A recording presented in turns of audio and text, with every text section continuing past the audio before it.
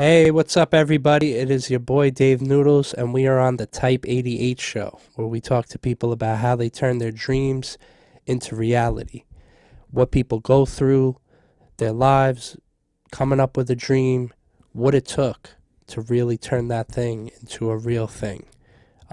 So, this guy right here has been on many stages, he has shaked many blocks, shaked many buildings, made a lot of people dance, and has connected a lot of dots in the island and beyond in the community.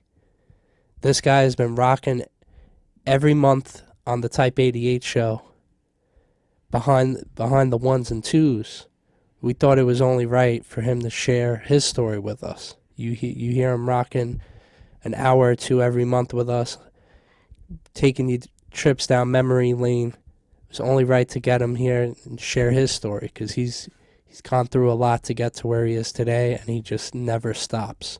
So I just want to welcome DJ Shame to the Type 88 show. What's up, man? Yeah, that deserves a that was a beautiful introduction. Your grind has been beautiful to watch. I've known you for almost a decade or so, Damn, it's been that long. and you just haven't stopped shaking buildings since. Hey man, it was a concept that came about one Friday. I actually wasn't booked, and it was a thought. It was me and shout out to my nephew DJ A Star. We were just having a conversation, and he was like, it was a compliment that was being paid forward when we did an event because we have to bring out our equipment.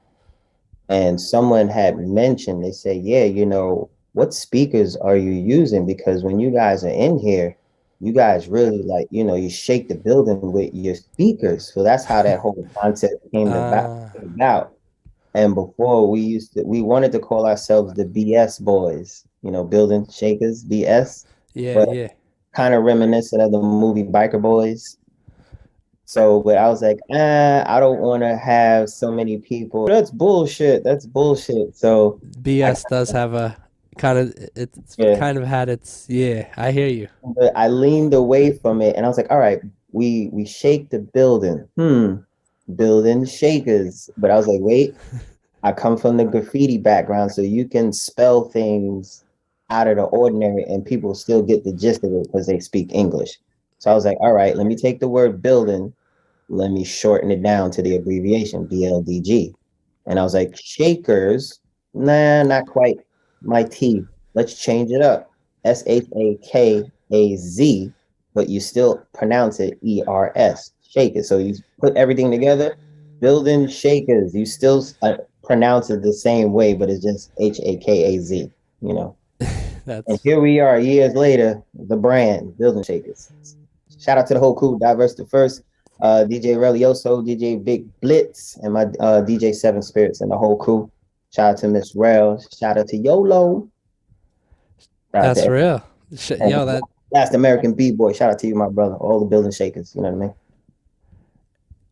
I love how names come together organically. Like when you sit, a lot of the time I've tried to come up with names for either a brand or something, and it was just like I was always hitting the wall. But then the moment I gave myself just a little free time and Mm-hmm. just let it flow, like how you did, Yeah. you just connect it. You just had to kind of be ready for it, and you connected your history, your love for music, graffiti, and just like what you were known for, and it just all connected. So that's great. And you've really been shaking buildings for quite a while. Let's maybe take it back just a little bit to when you even found the game. What was your introduction to DJing? Woo. I gotta go. Damn. I gotta go all the way back to at least 1980 something. At least. Yeah, because originally, like some other our forefathers of DJing, like Jazzy Jeff, Grand Wizard Theodore, Grandmaster Caz, and all these people. I didn't start out DJing. I started out b-boying, and breakdancing. So shout out to my pops. I was born and raised in Brooklyn, FYI. My pops used to take me to Albany Park, and we used to grab a little cardboard from the corner store. He had this big old boom box, and he used to just take me to the park, like either a Saturday or Sunday morning before we go play basketball. He's like, "Hey, put on the boom box, like African bambaataa or something. He'd be like, hey, show me your moves. Let me see what you got." And I'd be like, choo, choo, breakdancing and practicing and stuff. And he used to put me in all of these talent shows and dance contests and stuff like that. So originally, like my love for music stemmed from being a b-boy first. So and this is a timepiece too. We moved to Staten Island in like 89, yeah, 1989. So I was about 11, 12ish, somewhere in there. And still, I didn't DJ yet. I was just known for breakdancing, b-boying, beatboxing, and rhyming. You know, I didn't tap into DJing until 92. Really, I was just ending my freshman year, going to my sophomore year at Port Richmond. Shout out to all my Port Richmond Red Raiders. Shout out to the alumni right there. So 92, it's actually a funny story. 92, this is pre-WuTang. Yeah, Pre-WuTang. because Shout the out, album dropped like a year later. yeah. Shout out to Shaheem. Shaheem used to come in front of Fort Richmond with rubber bands with this big old boombox and battle people. So I got to see all of this, but way before I started DJing. Um, and then shout out to my brother Kendall. He gave me a crate of records. I don't know what happened. This must be the ordained DJ story.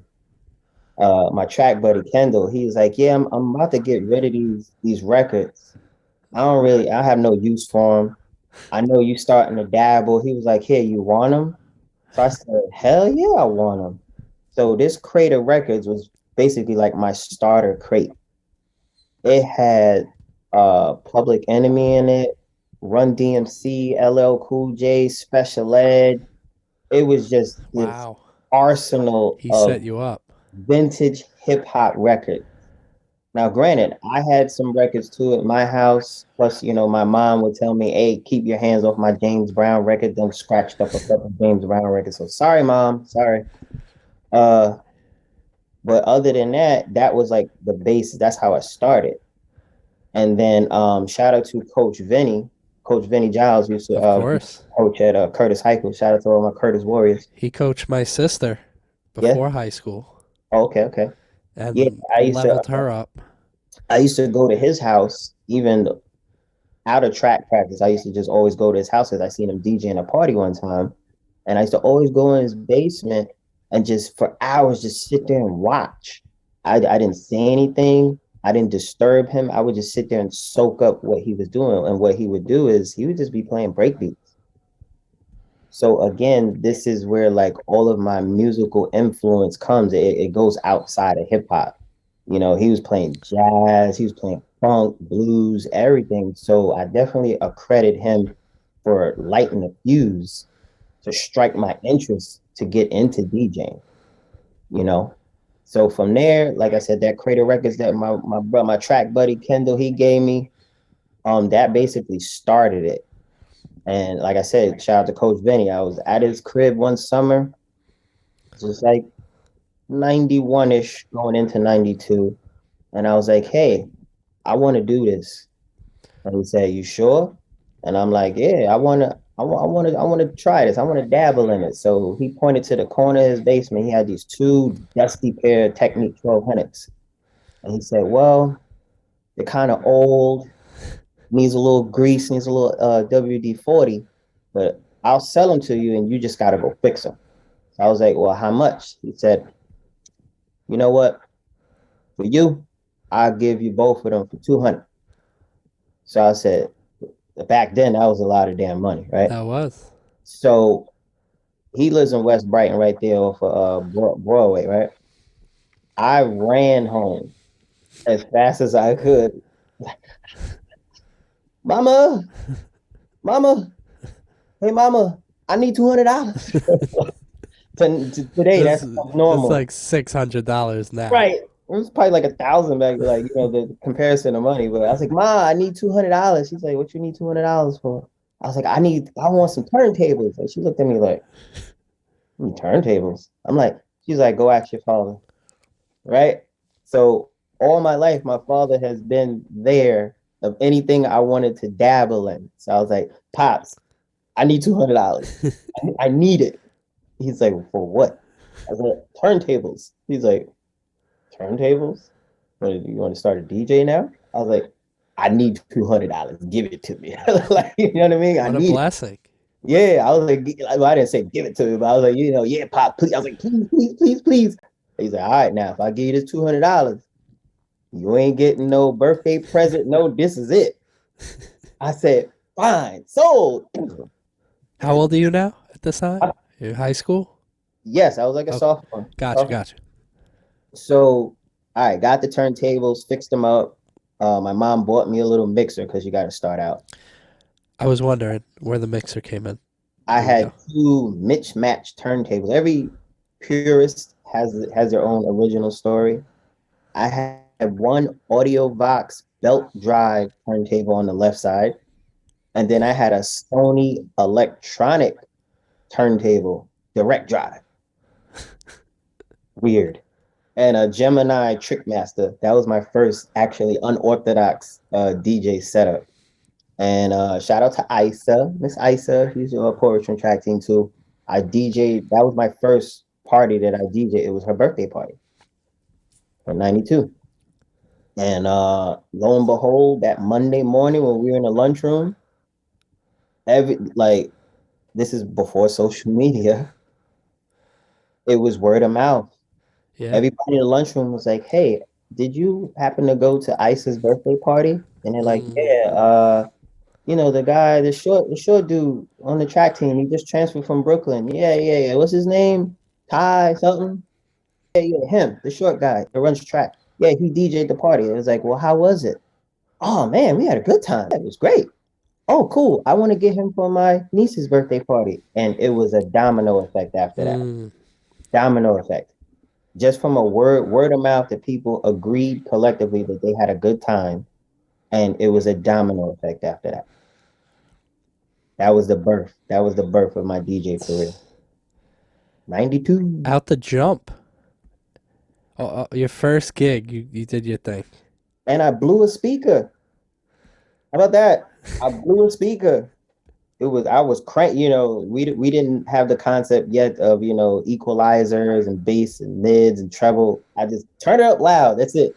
Turn it up. Yeah, And I blew get it I up there. blew I blew one speaker DJ my first party. So what a hell of an introduction. You were verified before blue check, bro. You Word. that's real. To just that's probably such a great feeling. One you're involved with music, just doing what you love. You got blessed by your pops, just to have family believe in you. That's another blessing. Then you just jumped right out the gate.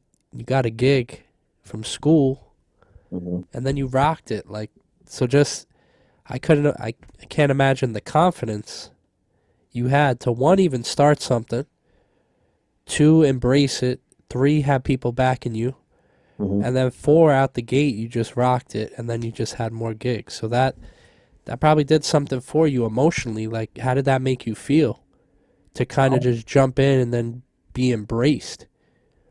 The funny thing is,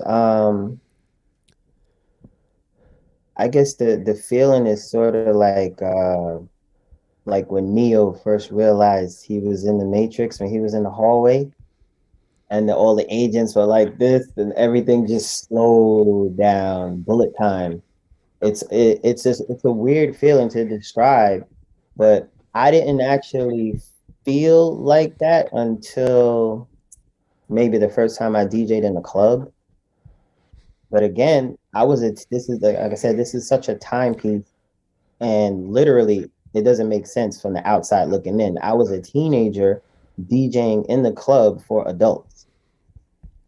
Like, people can't even grasp that concept. You know what I mean? Nowadays, you got to obviously be 21 to get in the club. My father was driving me to the club as a teenager to go DJ for adults. Like this don't make sense right now. I was like, what? Your father? What? What? Who was watching you? Like the security. Yeah, like I was fine. I was okay. It was a different time. You know what I mean? But yeah, like That's real. I didn't get that feeling until I actually DJed my first gig. What was Liberty Hall over there on Bay Street, Caribbean Mystique off Fortune Avenue, Skybox, Latin Paradise when it was Latin Paradise. So again, like I put in my work in the 90s. I actually have a not pre, but a WuTang story. Crazy, very Let's crazy. hear it. Oh man, I think I'm proud. Maybe I may be wrong, but as far as I know, this story is very authentic. I'm probably the only non-Staten Islander because I was born in Brooklyn. I'm probably the only non-Staten Islander that DJ'd in 160, and I'm not a pure resident of Staten Island. I'm not Staten Island born, but somebody knew somebody that saw me DJ somewhere. This is like in the probably like 94ish, 95ish. I want to say 95. And somebody they already knew who I was. They're like, "Oh yeah, little man. Yo, we need him to DJ a party." And it was like, "Where?" And they're like, "Yeah, 160." And it's like, "Okay." He got equipment. It's like, "Yeah, he got equipment." It's like, "All right, cool. We got people outside. We'll help him bring his equipment upstairs because the elevator's broken." Go figure, right? Um, Pretty much, I was already booked that day, so this was the later part of the night. I was actually double booked, and I went from one gig, went to the next gig, pulled up in front of 160. Everybody that was outside, they helped me. They're like, "Hey, listen, little man's gonna pull up. We need you to bring his stuff upstairs." They cleared out the apartment, so it made room for everybody, stand around and stuff. They set me up in the kitchen, and pretty much I rocked out till the end of the night, and it was a beautiful hip hop experience. You know what I'm saying? So I'm looking at because everybody's so territorial, especially if you're not from Staten Island. They're like, you're not from Staten Island. It's like, well, a third of Wu-Tang wasn't either. Like, Yeah, there's a ODB for Brooklyn. Like, everybody migrated to Staten they Island and formed. made it one thing, and it worked. So I don't get what the whole territorial thing is about. I get it, but I don't get it. So could you break down what 160 is? One So six, for one anyone who six, may not know. ooh, 160. That's basically like the stomping ground of where Wu-Tang used to hang out. Gotcha. That's basically, that's the most popular building, in Park Hill. And not a lot of DJs can say that they DJ'd in there. Yeah. And who was there that night? Uh-huh. I did see Meth. He passed by briefly, but other than that, it was just a regular neighborhood party, and I got swooped in to DJ. And I was double booked that day, so it was cool. It was cool. That was Cool, a time, bro. cool experience. That was a special time, and times are still special. But Hmm. what an evolution, right? From that moment, like who knew? Well, hip hop was changing the world at Right. that time, but then it was on and popping from that point on. I feel, and then things have gone so many ways. That was a very pure time, right? It was just people signing deals, but I think it was the start of a lot of kind of the business side of it for a lot of things, right? Because everyone was buying albums. It was just a different time now. Yeah. Then, you know, People don't make albums the way they used to. Like it's very rare. not everyone. Again, we come from a time when I say we, I'm talking about everybody 40 and over. So revealing my age here. Yeah, we come from a time where you could actually let the album just play and enjoy every single song, skit, whatever was on there. And even like I said, even before the 90s, um, my father and my mother were just heavily into music. So taking it away from hip hop, they come from the disco era. So even before I got introduced to hip hop, I was introduced to disco music, Motown, R&B, funk, soul, house music, a little bit of jazz. Like I said, my mother and father, they grew up with music. Yeah. So it was almost like a rites of passage that, I started out with b-boying and then it transformed into DJing. Yeah, and it's crazy because hip hop has been frowned upon for a while, and Ooh, especially at that time, hip yeah. Wu-Tang almost wasn't even signed. Like that, it was like they had to kind of convince people to sign them, or Mm, someone had to convince someone up in upper management to sign them, yeah. because there was, there's a reputation to certain things, way people grew up, Hmm. moments leading up to getting signed, um, for certain artists. So what a what a blessing though, right? Like just looking back at the story of Wu and just so many so many artists. Yeah. Even Run DMC. Like they were the first hip hop group to break into the mainstream and go pop, with the Aerosmith Walk This Way, and they actually broke the barrier to get into MTV. Because at one particular time, MTV was just rock, rock and roll, pop, top 40. Yeah. And they actually broke the mold with the Walk This Way record. And that's when MTV slowly started embracing, hip hop music. So it's been a process and a journey for the people who made a living rhyming on the mic. Real talk. Yeah. I love the rebellious nature, right? It's like people just sharing their honest truth Hmm. and you take it or leave it. And it's like it's not for everyone. But hip hop for me was like the older brother I never had. It it told me things, I learned things, I found out about things that no one older was telling me about. Also, I heard about stuff going on in whole different parts of the world that I would have never learned. It opened me up to so many different things, good or bad, right? That's Hmm. that's relative. It was just kind of I had to filter it out. At least I got to hear the stories Hmm. and take what I wanted from them. Um, and of course, at early age, it influenced me. I wanted to do certain things, but then it was at a point I'm like, wait, this is their story. I'm living my story. I Yeah. could be inspired by their story, but that's not my story. I can't be out here doing these certain things, but I could be like, oh, I could work hard. Hmm. I could open a business. I could be good by my people. So there were these lessons from it, from hip hop, and just the do's and don'ts, and a lot of them ran into lots of trouble. I would see DMX growing up and be like, oh man, I Hmm. can't be late. I can't be late to my job. I'm gonna I'm gonna get fired. Rest in peace to the dog. R.I.P. Man. Yeah, man. We lost too many greats in the past 15 years. It's crazy. Yeah, and happy belated birthday in hip hop heaven to Christopher Rios, aka Big Pun. His Yo. birthday was actually yesterday. So Yeah, these guys are like my older uncles. yeah, Just hip hop giving music. me a yeah. Hip hop music has had a way of touching so many people, and what I think is what makes us all human. They can separate the music from the artist because that's a form of art. You know what I mean? Some people get caught up in the alter ego of it, so to speak.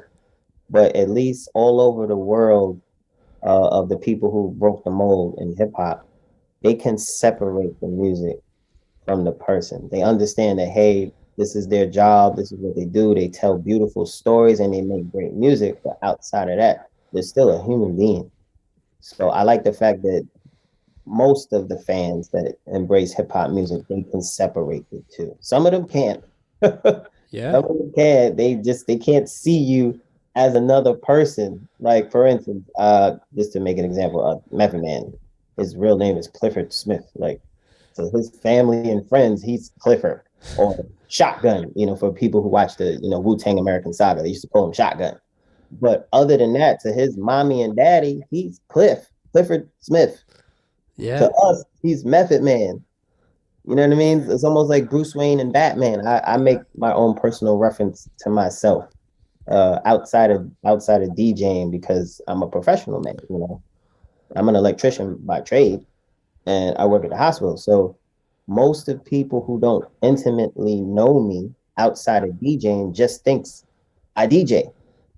They only know me as DJ Shane. That's it. BldgShakaz. On 1,000 in the club. They don't see Taiwan Moss, the electrician. Like they Yeah. don't know who that person is. So they wouldn't be able to relate. They relate to DJ Shane. So it's almost like I'm Bruce Wayne. I'm Bruce Wayne and I'm Batman. It just depending on who you are, which one you get. Do you get Bruce Wayne? You get Taiwan, the electrician, aka the 8-year veteran that served 2 branches of service, or do you get Batman, aka DJ Shane? Like which personality you getting? So some people can't separate the two. They just think, yes, he's a DJ. He's always on 1,000. Like, no, actually, when I'm not DJing, it's actually quiet in here. There's nothing playing. It's silence. That's real. And you Yeah. just subtly just did 2 services. Yeah. Um, Oh, wow. And today like, is Veterans Day. So, whoop. yeah, happy Veterans Day to you, man, and Thank everyone you. out there that have put themselves on the line. Yeah, man. The 8 years, 4 years Air Force active duty. Shout out to all my Barksdale Air Force alumni. Shout out to the Metro. Whoop. And shout out to all my service members that served with me in Operation Iraqi Freedom, February '03 to May '04. United States Army. Shout out to my guy Rick. Shout out to my guy Roy from Shot Shout out to Chicago. Yeah, pretty much it was a I won't say it's a good experience because I had to go through war. But overall, my military career combined together, the Air Force and the Army, it just made me see a perspective outside of the United States, really get to appreciate the civil liberties that we have on this side of the water. Yeah, You know what I mean? Like there is no other country like the United States of America. I can tell you that. I can tell you it's that. real. And I've been all over the world, all over the world, DJ'd all over the world. Saudi Arabia was probably, let me see if I got to compare DJing in different countries. Wait, I got to put it up against each other when I DJ'd in DR. Okay. So if I got to compare the two, because when I was in Saudi Arabia, I was still in the military, even though it was fun. It was fun. But when I went to DR, I was on vacation. So shout out to my dude Bobby Rail, the OG Bobby Rail. He got me in 2 clubs in one night. And for me, the dopest part of the night was seeing a sea of people. It was like 200 plus people in this big old room, and the speakers were just bumping through your chest. And I think I opened my set with Drake, Nice for What? It's like everybody but your motherfucking roll. And like the Yeah. whole place went bananas. And it's like people from Australia, people from Amsterdam, like just everywhere was just Wow. all in this room. And the one common denominator was the music. That was it. That's beautiful, man. A sea of people from all walks of life, and everybody in there just gigging, having a good time, and I was providing that good time. So there was my Neo in the Matrix moment right there. Like, wow, like look at this. This is crazy. I love it. Like I love it. That's the part of DJing that I actually enjoy. There's nothing like DJing in a room full of strangers because they don't know you. They know the music. They Yeah. don't they don't know you. Our peers and our friends can be heavily critiquing of our abilities, right? So if I had a choice to DJ in a room full of my friends or DJ in a room full of strangers, I'll take strangers. I'll take the strangers because Yeah. everybody holds you to a certain level of expertise. and you're under heavy critique. So I guess it comes with the territory, right? No, it's real, and I think it's symbolic too Mm. to put yourself in rooms with new people Mm. because our friends are always going to be our friends. Of course, based on our actions. If we stay the way we started, things change, people change, but Mm. anyone who's my friend, I hope they know that I'm going to always be their friend unless someone starts acting silly, which isn't going to be me. But when when you go into a new room, it's just like you get to give that first impression. You also get there's this judge there's you said there's this different judgment. They're there to feel it that way. But I think it's just like also being uncomfortable, going somewhere, but then making everyone feel comfortable in an which could be an uncomfortable situation. No one knows anyone. They don't know you, but then Right. you have the ability to change the emotion of the room. Yeah. I You kind seem to of figure it out. I shout out to one of my mentors, my little young guy, DJ Spark, one of my little mentors. I actually have to get with him today if it's possible. He's a young DJ. He's a mentee. You're Yeah. working with him. He I met his father, so his father's a good guy from the Caribbean. And he's like, yeah, I was very surprised when my son wanted to start DJing. And he was like, yeah, he spoke very highly of you. He's like, yo, dad, this guy, he's like so awesome. And he like shows me stuff. He's like, he really doesn't judge me and blah, blah, blah. And like, he's like, I just want to learn more. And he's willing to show me. And it's like it's so dope when you have a younger man, but the generation behind me that is interested in the pure art form of DJing, and he's willing to learn. Like he's like a little sponge. He wants to soak everything up. So even the nights that he DJs, and I'll be watching and I'll be listening, right?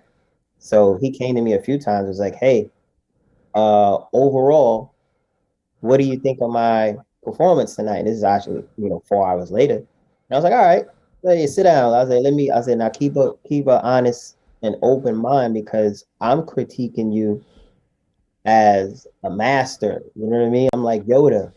So Yeah, I'm yeah. I'm critiquing. I said, don't take anything personal. It's just my ears are listening to you differently versus everybody else. Where I'm Facts. listening for transition, I'm listening for mistakes in blending, I'm listening for awkward moments of silence. Like Mm, there's things that I'm really keying in on, and every veteran DJ can attest to it. When we're out and about and we're not DJing, this is like a running joke. If you ever been anywhere, whether you're at a club, lounge, wherever, and there's a DJ, and the DJing is just train wrecking. That means doing bad, right? yep. He's train wrecking. And then the people that know you and know you DJ and know your skill set, they'll turn to you and go, and I'm looking at y'all like, what? You don't hear this? I like, yeah, I hear it, but what you want me to do? I'm not on the clock tonight. Like, I'm not responsible for this horrible selection of music being played. I'm here just like you, enjoying a drink, Mm, some hookah. That's on him. Like, you know what I mean? I'm not responsible. Like, ladies and yeah. gentlemen, we, meaning us DJs who are of the caliber that you like, we are not responsible for terrible DJs and we just happen to be in the vicinity. No, we're not gonna pull out a DJ out our laptop out the back of my ass and be like, move over. Like, you know what I mean? That would make more sense in a perfect world. Like, yeah, excuse me, bro, you're fucking up the party right now. Let me show you how it's done. No, that's not how that works. He's gonna have to learn whoever that DJ is. There's no personal shot to anybody, but you have to learn. Yeah.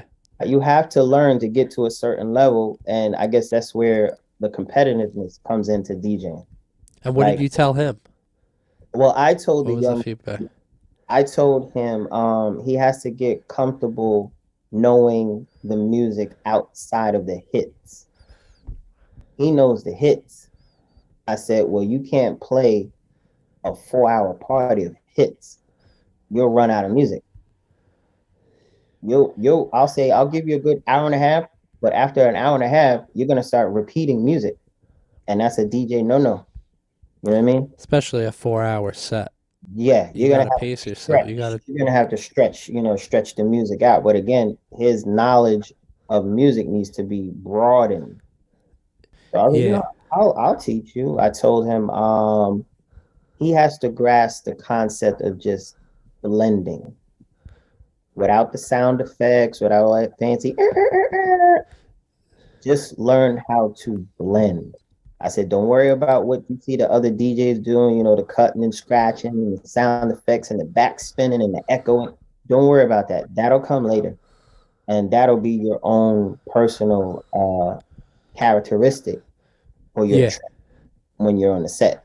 You'll find your way. That'll come. Don't worry about it. That'll come. But just mastering the art of taking two songs together, beautifully blending them together and not breaking a person's two-step, or there's no awkward moment of silence when you're changing genres of music, that takes years and years and years of practice. Because he was like, how do you do this with no headphones on? And I'm like, I can't even explain to you how I'm able to do it. This is years and years and years and years and years of practice. And even at that, I still have my headphones and I'll randomly go like this and just make sure it's where I need it to be, and then I put the headphone, I pull them off. But it's like, yeah, you got to get there. Don't rush these steps. You know what I mean? Don't rush these steps. So he's like, all right, cool. I appreciate it, OG. Appreciate it, OG. Everybody call me OG. So letting everybody know how really old I am. So how do you even read a room then? Like you kind of that's I know this is like a Hey, science. you want me to expose my DJ 101? But how do you? It's gonna have to be sanctioned by the DJ committee, DJ gods. Like, what would be a tip? Or like you go into a brand new spot and you don't know anyone. It seems to be your thing. Yes. Just roll up in a room with no one knowing who you are. Well, not all the time, but you could be DJing somewhere and you don't know any of them. They may know you because you're on the bill. Right. I'll say this much. Metaphorically speaking, I call it throwing darts. So every now and then, when I'm in a room full of strangers, I'll throw a dart. I'll throw a particular song that if you're out there and you want to have a good time, somebody's gonna respond to this song. It's almost like if you play Poison by BBD. Yeah. If you're not on the dance floor when you hear the first 4 bars of that, either you don't like BBD or whatever. You're too drunk out of your mind to dance and you just want to comfortably be, positioned in your chair and just chair bop. Yeah. But there's certain songs that you just throw out there and you wait for the reaction. You wait. And it's like, okay, and it also depends on what time of night it is. If it's the beginning of the night, you're warming people up. I call it the roller coaster effect. And also I call it the tug of war. So it's like it's a gimme. You putting your bait out there and seeing what you get back first. Like, okay, I played this R&B song. A small pocket of women was over here dancing in the corner. Not too much movement in the room, the rest of the room. But okay, at least I know if I play something a little R&B-ish, I can get a little bit more response. So then I'll throw a Beyonce record out there. Now 3 groups of women are dancing out of their chairs. So once I got you, I'll glance up. Occasionally I'll glance up and go, aha! This is the mood, because women tend to dance first, right? Yeah, So, okay. Once I got the women on the dance floor, I'd be like, score, get over here. Like, I got y'all motherfuckers now. Like, yeah, I'm reeling in. Now I'm throwing darts. at 100 miles an hour. Like now, this is my arsenal in my brain. Like, okay, hit him with this, hit him with this, hit him with this, hit him with this, and it's almost a guaranteed Mike Tyson right hook. Here it come, boom, I'm playing this song. Boom, I'm playing this song. Yeah. Boom, I'm playing that song, and everybody's like, yeah, woo. Yeah. And you know you're doing your thing when repeatedly people keep coming up to the DJ, oh, can you play this? Can you play this? And you're like, yep, I got him. I got him. I got him. Now let's put it in cruise control. 1 hour, 2 hour, 3 hour, 4 hour. Put it in cruise control. Once I got you, I got you. I got you. And music is the common denominator. And get this, you don't know me. We're related now through the music. Yeah. And at Love least it. I want people to walk away at the end of the night saying, damn, I had a good time. What was that DJ's name again? Shane? What's his Instagram? I need to hire him. My job is done. My job is done. That's it. I'm humbled to get that type of response from a room full of strangers that I never met before. That's the humbling experience. You know what I mean? You could tell someone has been in the game a while Mm-hmm. with how you precisely have it down to a science and you describe kind of the steps. Like you understand there's like an art, there's a math, but then there's the science. Like the sweet science of boxing. Yeah, like you understand. And then it's the psychology of Yeah, it.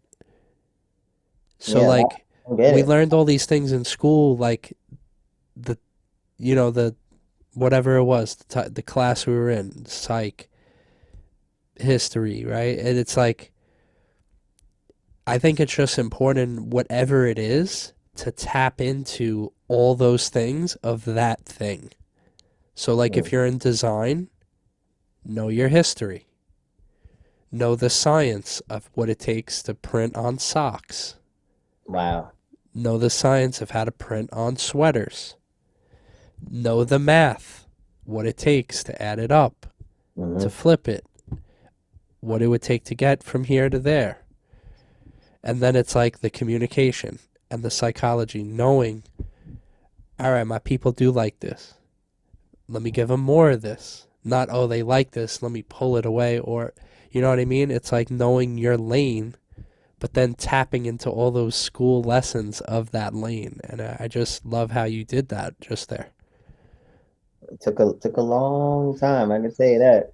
To like I said, I'm to be blessed to have been in the game so long since '92, and from '92 and 3 beyond, so many decades. people started their DJ careers, and due to whatever reason, they probably had to put it down and walk away. And I can honestly say, what year is this? 2009. I actually walked away from DJing. I did, honestly. It was a tough year. A lot of people were hitting the wall. Yeah, I walked away from it. And it was a personal choice because this was before Serato launched. If I got the time period correct, this was before Serato launched. So everybody was still using the CDJs and CDs and stuff. And I just felt like I've been home from Iraq. I came home in '04, so it was maybe 4 or 5 years later.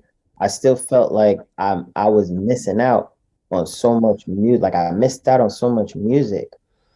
Mm. Um, well, let me rewind the clock for a second. When I was in Iraq, we pretty much got all of the albums that came out within that year from '03 to '04. Hip hop, R&B, and pop. We got everything before it hit the United States. So I was privy to B Day, the Blackout album, the Dipset album. Like I had the G Unit, 50 Cent. Like I got everything before it hit the United States. But the only thing that I missed out on was the reggae and like underground hip hop. I did not know who was who Yeah. within that time frame. And I felt that being that I was away from the United States for a year and 3 months, that year and 3 months, that was a hell of a trying to play catch up of all the music that I missed out on. Now, granted, laptops weren't out yet, so it's like, well, how do you get a hold of that? All of that music that you miss, you got to buy it. Yeah. I Tapping could, into a moment. And yeah, if you're not at a party, you're not talking to your boy who's locally, who's chilling in the hood, you're not catching the mixtape up in Harlem or nope. downtown or whatever. I feel you. So it was kind of like a sad moment in my DJ career for me because it was like, damn, I feel like I missed out on so much. I can't make up the slack. I was like, shit. I was like, you know what? Fuck it. I'll just walk away. Yeah. And then again, there was a rooftop party, Bay Street. Shout out to my nephew, A Star. He was like, yo, I need you to come do this party with me. And I was like, man, I ain't really, I ain't got no I ain't got no laptop. Like, he's like, I don't care. Bring Creative Records, whatever. Like, yo, you just too nice to just leave it alone. I was like, all right. So I bought a Creative Records. And the irony of that story is somebody asked, could they hire me? And it was three of us DJing that night. And they wanted to know who was the DJ that opened, because I opened, because regular records. It was like, who was that DJ on the turntable using real records? Uh, I got a gig from there. So from there, I was forced to transition and adapt. So I had to buy my first laptop. I bought a Dell. No shout out to y'all, but yeah, no PC for me. You gotta go Apple. Sorry. All of the software and viral stuff that happens to PC computers, laptops. I don't know what it is, but Steve Jobs, man, it's nothing like having a MacBook because oh, yeah. it don't get no virus. I don't care where you at. You can download it from China. You can download stuff from anywhere, and if it feels like it's like gonna mess up with the computer, it kicks it out. So, but yeah, I started out with a Dell. You Yeah. know, A it lot of had us did. it had its run, but over from '09, let me see, 10, 11, 12, 13, 14, 15. It took me a couple of years to actually play catch up of the music I missed out on, then transitioning all my digital stuff and all my crates of records digitally, and then continuing to download music, which music comes out, FYI, every Tuesday. Every Tuesday, new music always comes out. So if all the DJs are wondering, like, when does new music come out? Tuesday. Tuesday. Tuesday. Every new music drops always on a Tuesday, and that's every genre of music. So like I said, after '09 and forward, I was just playing catch up, catch up, catch up, catch up, catch up, catch up. And then it got to the point where it kind of leveled itself out. And I was like, finally, I caught up. There you Damn. go. So now what I do is now any songs that like I'm such a vintage hip hop boom bap head.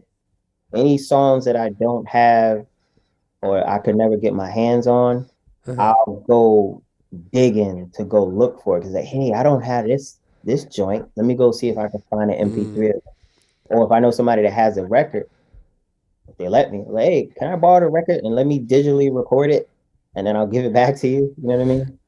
So that's what I've been doing the past couple of years, and it's like, all right, your job is never done as a DJ because there's always music that you don't have. Oh, yeah. Yeah, it's always music you don't have. And it's not just pigeonholed to hip hop. It could be jazz. It could be whatever, rock, funk, soul, blues. It could be any and everything. Because being a producer, you can sample anything and make it It's a real.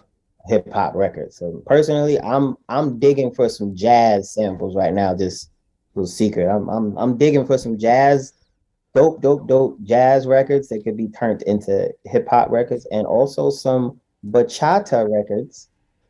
I'm gonna get with one of my young boys, and we're gonna chop up one of these bachata records, and I'm gonna make it into a hip hop record. Stay tuned. Stay tuned. It's about innovation. You're just con- as tapped in as you are into the history, there still has to be that hunger for what's going on, or what have I missed. We don't know everything. No. The minute we think we do is, I think, a time of decline for any, at least for me. The minute I'm gonna think, oh, I got it all, I figured it all, I'm done.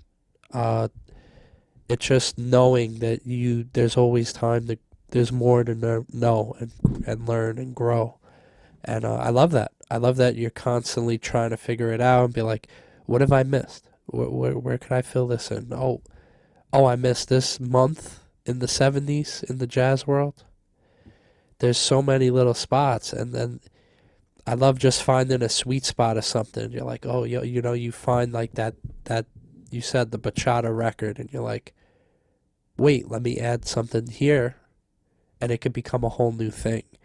Mhm. And like that's what I love about DJing. It's like you could take two things and make it a new thing, your thing, and it's just a beautiful thing.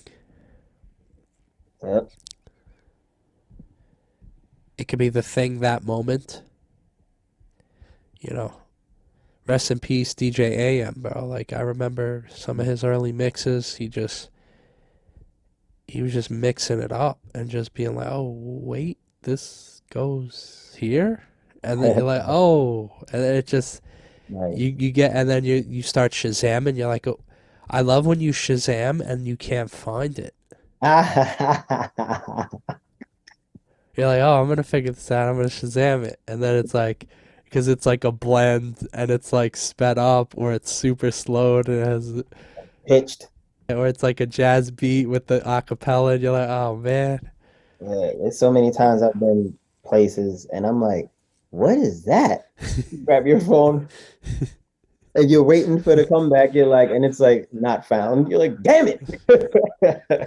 So yeah, that has happened to me a few times. And I've gotten some really weird faces. They're like, I guess again, people hold me to a very high standard. So they're like, you don't have that record? No, I don't. Like, no, I don't. I don't have this record. So yes, I am Shazamming it just like you Shazamming it. I need to know what it is. Yeah. So now what Kanye say, you don't got that in your Serato. Like, no, I don't have this in my Serato. That's why I'm Shazamming it. Like, so I can have it for the next time. That's a quick DJ joke, right?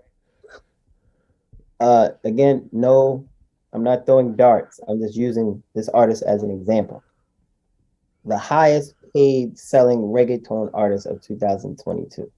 You already know who I'm about to say. Bad Bunny. Bad Bunny. Right. What is it today? There's no other genre of music that's out right now in 2022. Nothing else is out. But you'll get 3 to 5 requests a night. Baboni, Baboni, Baboni, Baboni. Can you play Baboni? Can you play Baboni? I'm like, what the fuck, man? Is he the only artist that's out? That's it? You just want to hear Bad Bunny? Like, relax, bro, or chick. Like, hey, mama, move. I know you want to hear Bad Bunny, but let me work. Back away from the DJ booth. Let me work. Let me work. Let me work. I know he's the highest selling reggaeton artist and everybody loves him. He puts out phenomenal music. Shout out to Bad Bunny. But it's like, God damn it, man. It's almost like when the what was that song that came out and everybody Old Town Road. Jesus Oh Christ. yeah. When that song came out, all the little it was like crack.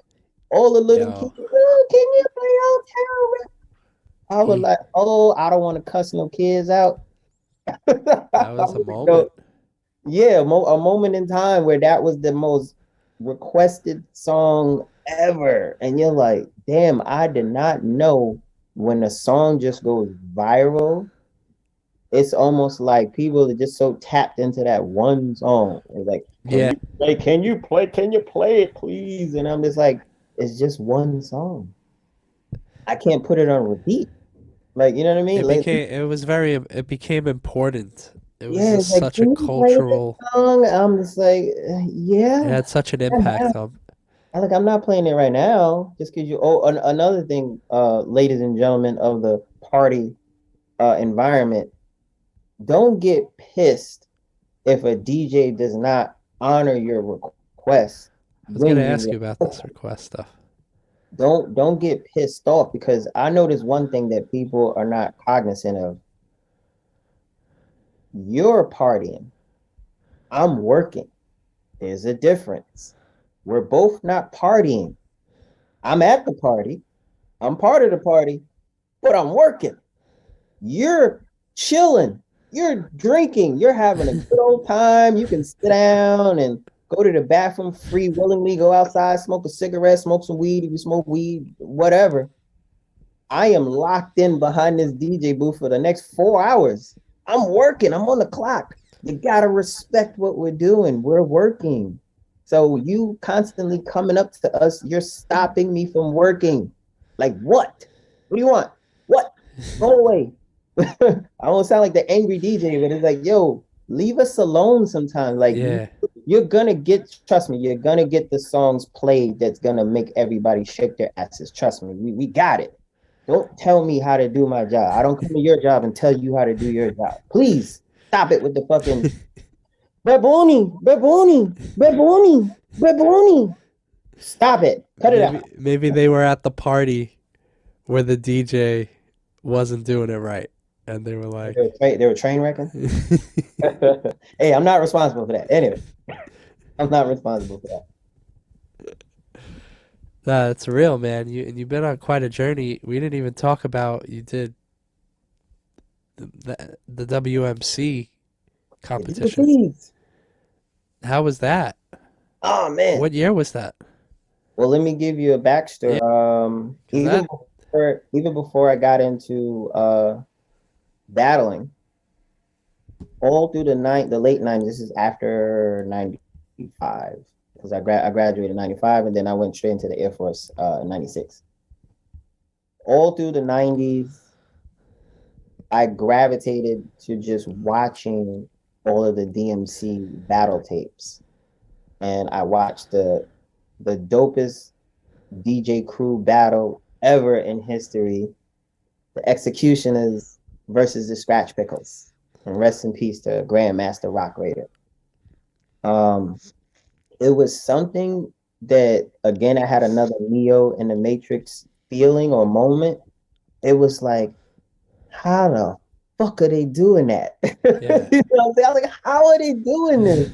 How are they taking two records and then transforming it to sound totally different? And it's creating this funky yeah, boom bap feeling like, yo, what is this?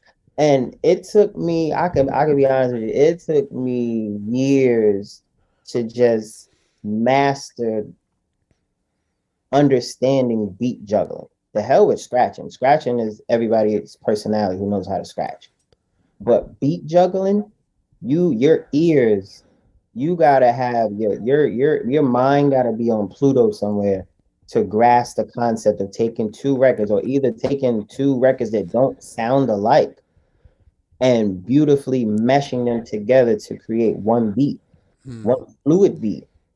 So again, it took me years, and the first competition that I entered was actually the 1999 New York City regionals, which I bombed. I was terrible. I bombed. I didn't get booed off the stage, but a record was skipping, all types of stupid shit. uh, And again, from 1999, the next DJ competition I was entered in was actually the Beat Street Underground Battle in Brooklyn when Beat Street was open. Shout out to Mex. He actually into that battle, and I was sponsored by Fat Farm that day. he's been putting Uh, in work. yeah, I actually got to the semifinals, and the DJ from the Chappelle Show actually beat me out. And this was obviously when my skills were getting a little bit more polished as far as the battle circuit. And then again, I didn't battle till 2013. Okay, And 2013, 14, and 15, I entered the DMCs 3 years back to back. In 2014, I came in a two-way tie for sixth place out of 20 something DJs in New York, all around New York City. I came in a two-way tie for six, and this was 2014. Good DJ stuff. Remedy from like Baltimore. Shout out to DJ Remedy. Yeah, he actually he got one more vote than me to make it to the finals. So I almost made it to the finals, you know. But for me, it was a moral victory. I was like, damn, I beat out like 20 plus DJs out of New York City. This must be the caliber that I'm at. You know what I mean? And even the next year that I competed, 2015, I didn't make it to the finals. Oh, I didn't make it past the eliminations, but I got a standing ovation from again from a room full of strangers of a beat juggle that I was working on for like the past year and a half in my kitchen, just constantly doing it over and over and over and over and over again. And then when you're up on that stage and they go 3, 2, 1, go, you've been practicing all year, and now it's broken down to this 2 minutes, and you got 2 minutes to perform what you've been practicing the whole year and a half or however long you've been practicing this routine. It comes down to this 2 minutes, and you have to Oh do man. it flawlessly. Yeah. Again, my Neo in the Matrix moment. When he said 3, 2, 1, go, I like blacked out. I didn't see nobody. I didn't hear nobody. The lights were Wow. bright. All I heard was myself. I like almost like closed my eyes, and I'm like, yup, body tricks, everything. And then at the end, it was like, yo, give it up for DJ Shay for Staten Island. And the whole room just erupted. Yeah. They were like, yo. That's And dope. I'm like, really? For me? Like, word? Okay. And what was dope was, and this is before I opened up years later for the executions, Rob Swift and Mr. Sensor. Shout out to Joey. He came from the side wherever he was at, Rob Swift. And he was like, yo, bro, that was a dope routine. And this is from Rob Swift, 2, 3 time, DMC champion. He's like, yo, that was a dope routine. That's That was the cool. moral victory I needed for the day. And for me, after that competition, I just said, you know what? I don't need to battle no more. I don't have to battle. I mean, it's so much time and dedication that goes into battling. Yeah. You will lose some sleep, you will lose some friends, you might lose some girlfriends because you have to dedicate so much time to practicing. Mm. You don't go out, no, you're locked in. After you get out of work, practice. Like AI, we talking about practice? We talking about practice? You gotta practice like a son bitch to get to that elite level of maintain getting first prize, and beating out all the DJs in New York City. So that is like elite level DMC mastering skill set. So if I Wow. could I have delved into it? Possibly. But I just like the fact that I came from the era before the laptop, which makes things a lot easier now. I came from the records and then transitioning everything digitally, which makes it a little bit easier. Still, you have to have the skill set, to rock the crowd. But I was like, I Yeah. did it. I did it 3, 4 times over, almost six, tied for sixth place. I was like, it's good enough for me. It's good enough for me. It was You a had an moral, amazing moral experience. yeah, for me, it was a moral victory for me. And like I said, a few years later, I got to open up for the executioners. It's the first time they brought them to Staten Island and away from the turntables. Those are they're cool dudes. They're purists just like us. They love the element of hip hop, sampling, digging, all the genres that make hip hop what it is. They're purists. So, that conversation away from the turntables, again, like I said, we're human beings. We love music. Music is what connects us. So it's dope to actually speak to other DJs that I idolize and just to have a regular, normal conversation with them. And we're sitting there cracking jokes on each other. And so, like I said, shout out to Right. Joey. Y'all know him as Mr. Sinister. I know him as Joey. Like, you know what I mean? So shout out to Mr. Sinister. That's real. That Yeah. nah, what a story, bro. And Hmm. it's just living life, right? Having these experiences, taking what you, taking the moments you learn from them, enjoying them. I love how you just said, I was like, you blacked out in the moment and you were just so completely engulfed in what was going on. Hmm. You blinked, and before you know it, and that's kind of how life could be, right? Like you could just, and I think it's important to lose it, like Em said, lose yourself in the moment, but Mom, just, Eddie. but it's from all the preparation, the studying, the building, to get to that point where you're pretty much prepared for it, regardless of what happens, and you could bounce back if it doesn't go in your favor. You and you learn. You're like, oh wait, they aren't dancing to that. Okay, let me. You've played the game enough where you could bounce and learn and acknowledge what's going on, and you're just in tune. And it's just beautiful to hear it in a scientific way and a historical way. Looking back and figuring out and just figuring out your path. And here you are, 3 decades later, consistent as ever, looking no younger than 20. Hey. So that's just real, bro. To just what a journey, and it's just like it almost feels like you just getting started almost, just because you Yeah, still want to learn, you still taking everything into account and being very careful and thoughtful, and just it's great to hear, bro. yeah. I'm still, even out of all of the skills that I amassed over the years, I am still learning new scratching techniques, new blending techniques, like trying to master the like new blends and stuff like that. Like Wow. you can like this is almost reminiscent of my real job as an electrician, right? I've been an electrician since 96, and there's no possible way you could say as an electrician, like, I know everything, because you don't. The infrastructure of being an electrician always changing. There's code, that any national electric code, but there's always stuff that changes. So you have to adapt with the times. And the same thing with DJing. I'm pretty sure in the next maybe 3 to 5 years, something is going to change about DJing. Something. I don't know what it is, but something's going to change. So it's like out of the DJs that started from, DJing in the Bronx and stealing power from a light pole and being outside playing in the projects to now, they're going to have to adapt too. Yeah. You're going to have to adapt. So that's the beautiful thing about DJing. It's like it's always being molded. It's like a piece of clay. It's always being molded. I don't mind. I don't mind to me, I like the fact that people who are younger than me take an interest in the pure art form of it outside of a laptop. Like they want to learn with records. They're interested in learning because my thing is, like I said, I'll compare it to the sweet science of boxing. You can't just hop in a ring and think you're gonna knock somebody out. There's a sweet science to it. Yeah.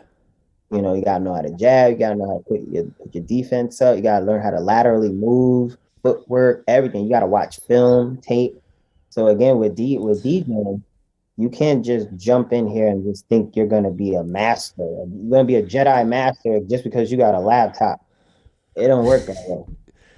All you fake DJs out there, I'm coming for y'all. Just because you put the prefix in front of your name, yeah, I'm DJ Mike Showoff or whatever.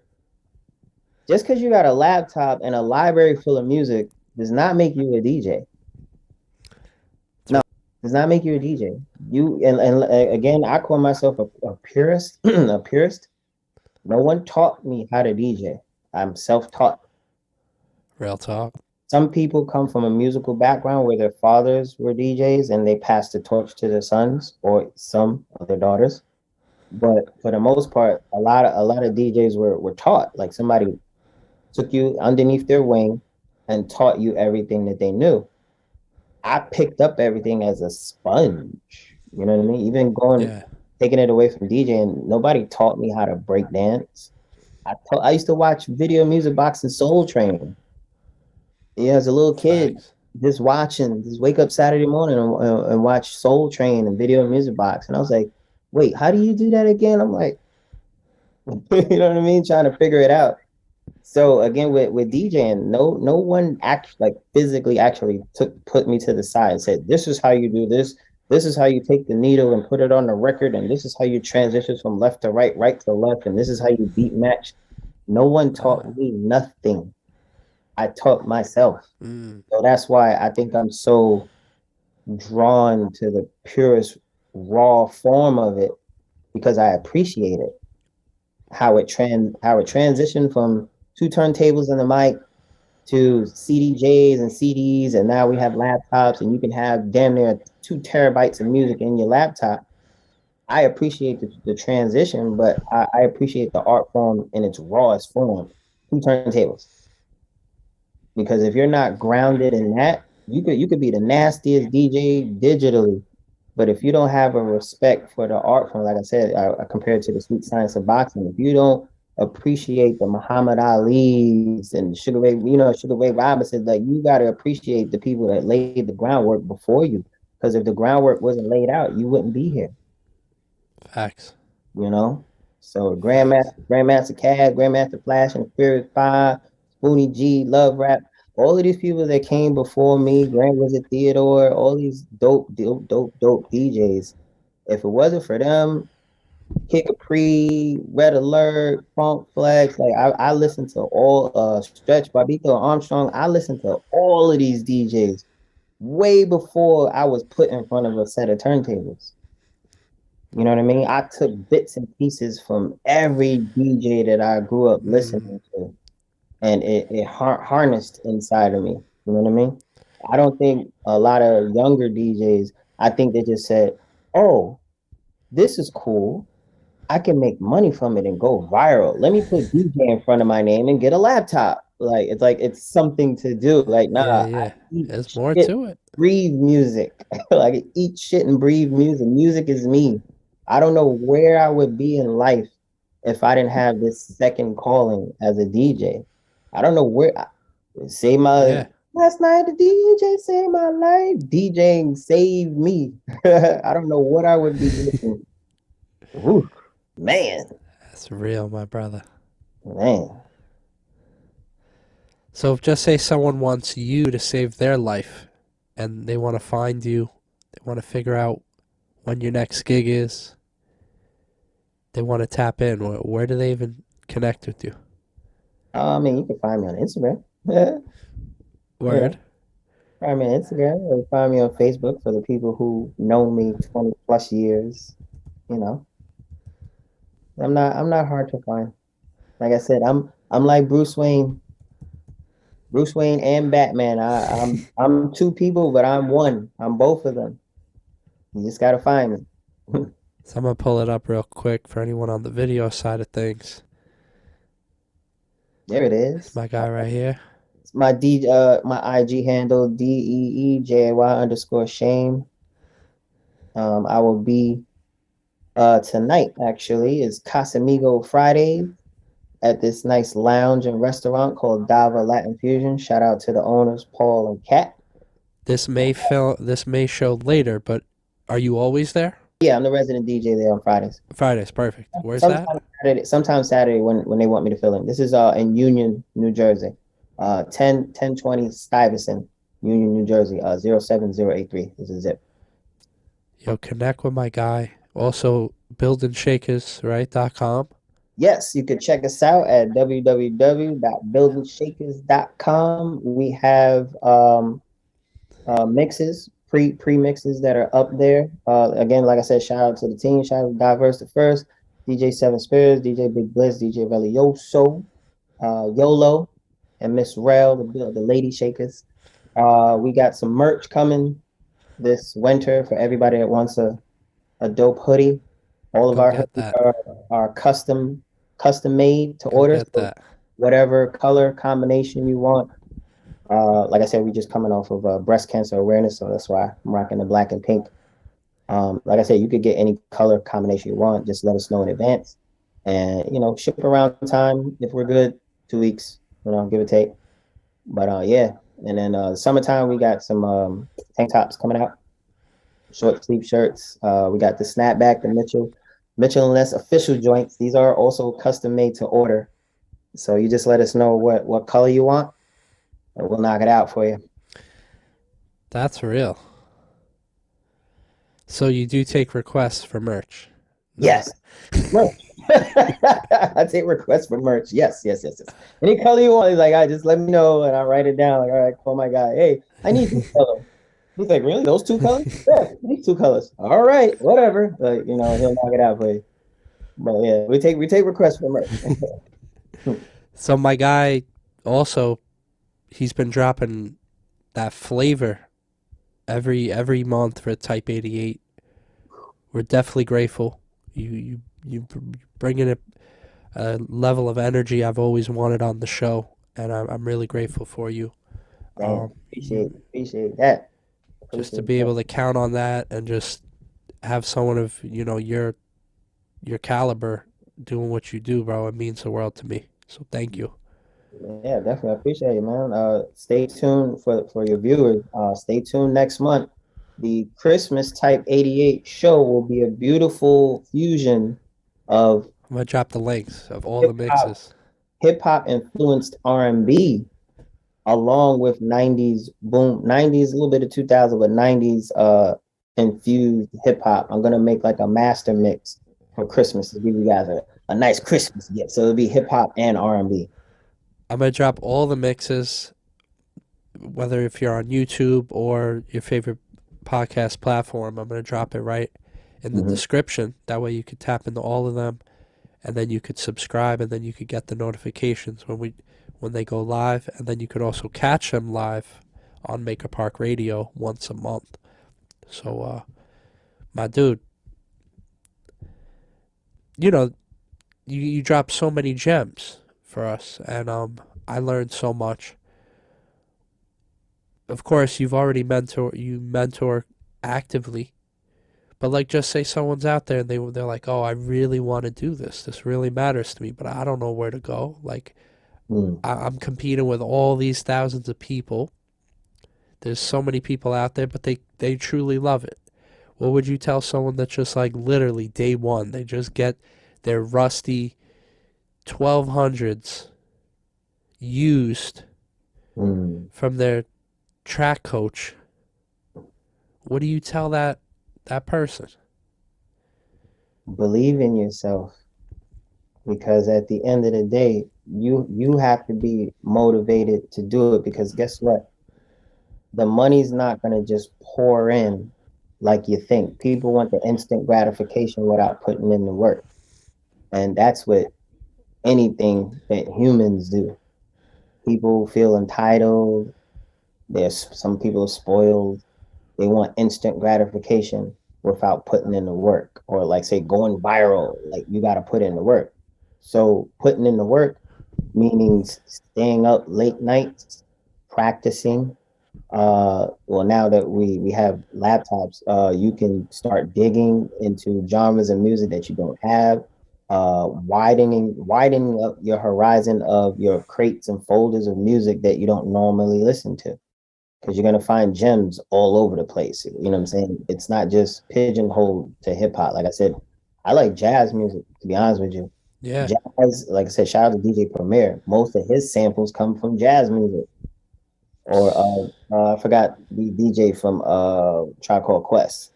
Oh, Q-Tip. Yeah, cute. Well, not him.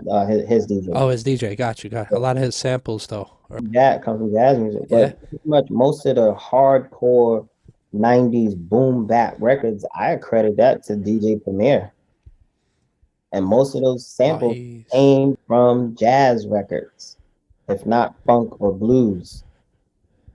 That simple 1 2 3 4 stomp your feet pattern comes from jazz music, and a lot of people don't even know that. Like if you play, I think I'm gonna do it tonight. I'm gonna play the sample Fabulous' song Cuffin' Season. That's from a sample from the old funk song Bobby Vinton. Mm. And there's a break part and it's all it is on a loop, and that created the song "Cuffing Season." This Mm, small 4 second loop. bro, So it's crazy how what hip hop is able to do and recreate, and most people don't even know where the origins of the beat come from.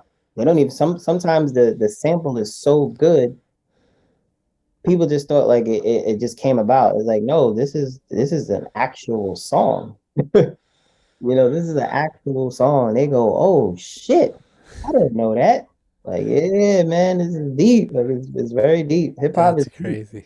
People don't think hip hop is that deep. It's like, yeah, it's bigger than talking about the jury and the cause and the women. Like, I'm tapped into the nerdy side of it.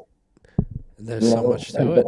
The construction of the beat, where you found this percussion from, where you found this sample from. Oh, that bass line or that guitar from that rock and roll song is now on this Just Blaze beat. It's like, oh shit, I didn't know you got that from there. Like, wow, that's crazy. Or you altered it a little bit because you play a little key. Like, people don't understand. Like you said, it's a science to breaking down a dope hip hop record. Like, shout out to the RZA, genius. Oh, Jesus Christ, all of the way that he mastered like sound and putting stuff together with all the Chinese sounds and just slowing down or pitching a record and then putting that hard bass and percussion behind a beat. And made that's his own why thing off something. that's Yeah, why his sound is so stellar and it's so unique. Like, there's nothing like a RZA beat.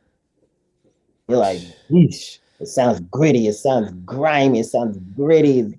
It's tough. It's rough, but it's so you, infectious. The beat, yeah, the bass, and you hear the crackling of the record sometimes. It's like, oh, it's so authentic. You're like, yeah, I just want to be in the basement somewhere with some Timbs and a hoodie on. Like, yeah, yeah, where's the bro. mic at? I got 16 bars for you right now. So Yeah, I can like imagine when they you heard, know what oh, to expect, but what you're gonna expect is what you're not expecting.